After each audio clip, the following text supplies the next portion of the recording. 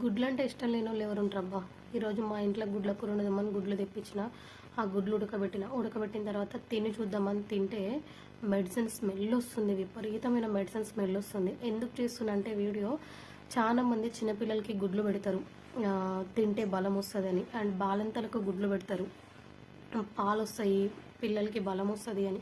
అలాంటి వాళ్ళ కోసం చెప్తున్నా.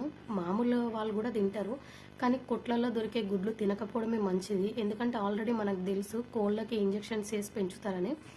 ఆ మెడిసిన్స్ ద్వారానో మరి ఇంజెక్షన్స్ ద్వారానో మరి ఆ గుడ్లు కూడా గబ్బు పట్టి పోతున్నాయి, విపరీతమైన మెడిసిన్ స్మెల్ వస్తున్నాయి. దయచేసి ఒక్కసారి 2 సార్లు చూసి తెచ్చుకొని వండుకొని తినండి. ఈ వీడియో మీకు వీలైతే షేర్ చేయండి ఫ్రెండ్స్. Bye friends.